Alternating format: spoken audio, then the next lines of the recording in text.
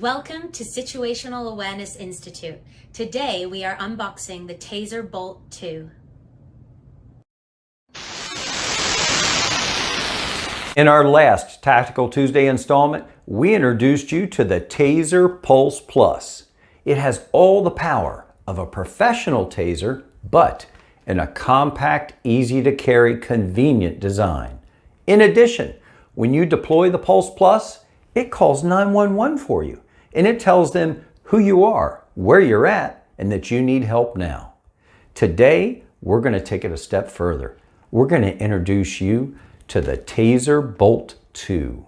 It has all the abilities of the Pulse Plus, but in a stealthy design. Let's get to it. Okay, we have the much anticipated brand new Bolt 2 energy weapon by TASER. Of course, you can carry with confidence because it is made by TASER and everything that they make is with a standard of excellence.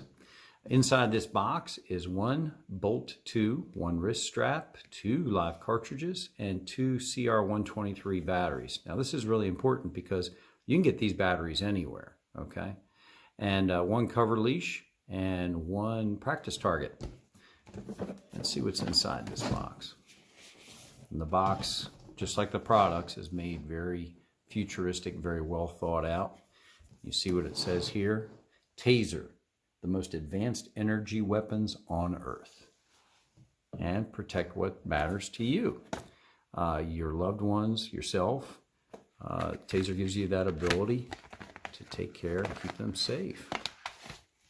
All right, so inside we've got some quick reference cards. We can see here the CEO and founder, Rick Smith, has a good message. And then there is the nomenclature. On the back here is the battery pack. This is a textured grip. If you're in a use of force situations, a lot of times people perspire and they have a hard time gripping things, so that helps you maintain your grip. You have the laser, which can tell you approximately where the top probe is going to land on the assailant if you deploy this unit. And then the LED, the light emitting diode flashlight. A lot of times your assaults happen at night, and so you want to be able to illuminate your target to make sure what your target is, and even as in firearms, we say know your target, know what's beyond your target. So you want to make sure if for some reason you were to miss, where's that probe going to go? Where's that going to land? You want to make sure that it's safe for everybody when you use this weapon. So here's the 2 probes that come out. And then this is like a dust cover, safety cap, like almost a portable holster, it's covering the front of it and you can carry it wherever. The safety switch is what you push forward if you decide you're going to go ahead and arm the weapon. When you do that, then the safety cap falls off and it'll illuminate the firing button, letting you know that it's ready to be deployed. So that nomenclature card is really important in understanding your TASER. And then this is a sticker that you can display saying you're part of the club now, showing that you are protected by TASER. And on the back, there's some other things that you can get. You can get a nice shirt. You can have a case to protect your TASER device when you're not using it, and order some more cartridges. And then here is the training resources card. We've got a professional trainer like myself there. And a nice acronym. I love acronyms that can help you memorize important information and recall it under stress. ALERT is a good acronym. You start by assessing the situation, aim and fire if it's justified. Lay the device on the ground. Once you fire it, you can set it down and go ahead and get out of there. And this device will cycle for 30 seconds. Unlike the police device, which goes for 5-second cycle, this will go for 30 seconds to give you that window of opportunity to escape. And that's why next is escape to safety. Then you reach the police and you think safe and stay safe. Now, Axon Protect is the app that you can download into your phone. And what's nice about that is this device, you have Axon Protect loaded into your phone. When you deploy this device, if you set it up, you can go ahead and sync this device with your cell phone so that if you have to deploy the Bolt 2, then by Bluetooth, it will call dispatch and give them your location and say you've had a deployment, request help for you. Now, a lot of times people are very, very stressed in use of force situation, and they lose their fine motor dexterity, and they have a hard time dialing their phone, activating their phone, getting the right number. So this can do that for you, which is revolutionary. And then we have the quick start guide here. It has the steps here on what you do to put batteries in, to go ahead and load the cartridge. Now here what's important is see the indicators. When you turn the safety switch on, providing you have the batteries loaded, a green indicator means that it is green and ready. Yellow means your battery's getting low, and red means you need to replace those batteries right away. So that's what's important to remember there. And here we actually have the device. Now you'll notice you can look through this window and see there's no cartridge loaded yet in this device. I'm going to show you how to do that. But we do have the batteries in there. There was a little safety tab that prevents the batteries from being drained in shipping, and I removed that. But I can go ahead and show you how to replace the batteries. Well, we've got this out. We keep talking about batteries. So you slide this off, battery cover, and then this, because it has a gasket around it to help keep the water out, keep moisture out. This is really snug. We'll probably have to edit this, but I'll get this open. All right, so here is the batteries coming out. See there, we have the CR123 batteries you can buy anywhere. We have Panasonic. I would suggest, since it's something that, is a safety device that, can help save your life, that you use good batteries. I tell people never buy a bargain parachute or bargain defibrillator, or definitely don't put bargain batteries in your life-saving device. So then we can go ahead and see how it fits in there. There's a groove. There's a groove in the batteries, and there's a groove in the port where you're going to slide it in. And then we have the contacts here. They're going to match the contacts in there. We slide that back in, press that down good and firm. And actually, we depress that fully. And then we put the end cap back on and slide it into place. Now we have the batteries in. Again, we don't have a cartridge. You can see.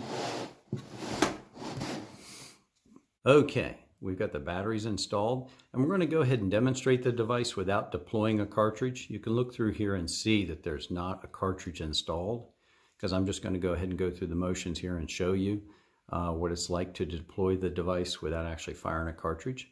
So if you're carrying the device and you come into a situation where you feel you might need to use it, you press the safety switch forward, and that will dislodge the safety cap. And we'll also turn on the LED and the laser. See our laser on the wall over there? Okay, and then our flashlight as well.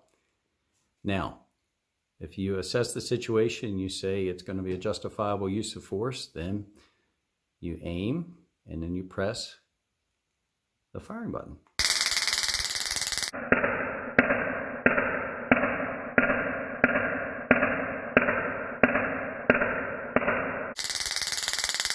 Now that's going to give a 30-second ride to that person. If you have a cartridge in, it's going to fire the cartridge and the two probes are going to come out. And you want to be optimally about 7 feet away, because for every 7 feet, you get 1 foot of probe drop, okay? The top probe is going to come out relative approximately to where the laser beam is, point of aim, point of impact. It's going to be approximate in that area. And then the second probe is going to drop about 8 degrees. So I would suggest a minimum of 7 feet. 7 to 12 feet is good, because the farther away you are, the more probe drop you get, and the more chance you get of neuromuscular incapacitation. It affects more muscle groups. And then ideally, if you can fire it in such a way that one probe goes in the general vicinity of the lower abdomen, and then the bottom probe goes into the upper leg, then you get 2 separate muscle groups, large muscle groups, and then you have greater NMI, neuromuscular incapacitation. So just remember, once you do fire that, it's one deployment, but you can do multiple cycles. If for some reason you can't get away, then you can go ahead and cycle it again. And you can do that until help gets there, or your assailant gives up, or you have a window of opportunity to escape.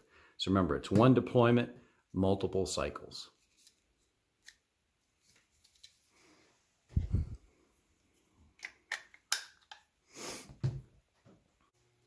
Okay, let's load the Bolt 2.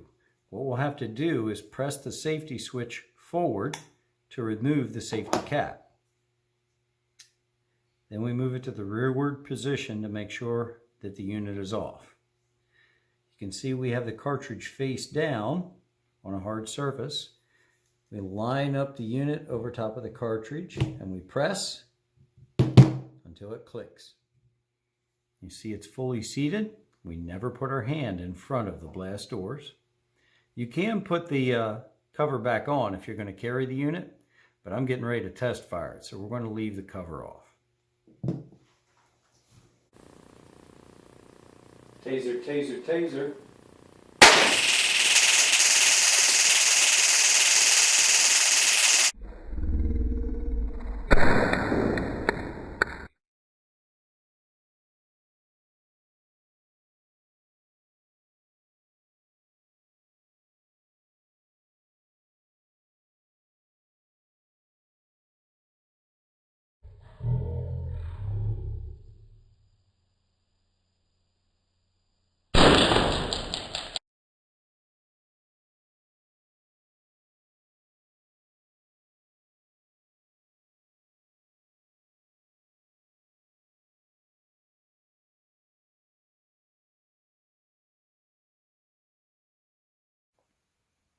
Okay, we're approximately 7 feet from the target in darkness.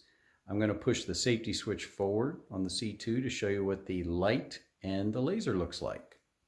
There we go. See how it covers the target well in illumination. And then we have the laser clearly pronounced, so we can move that target area down to the preferred area. And if I hit the firing button,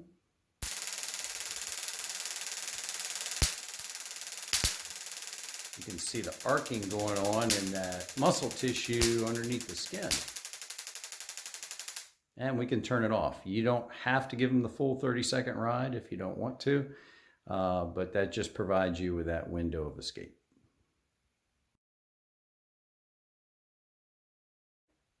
Okay, for our deployment, we used a TASER reactive target. Let me show you what that looks like in the dark.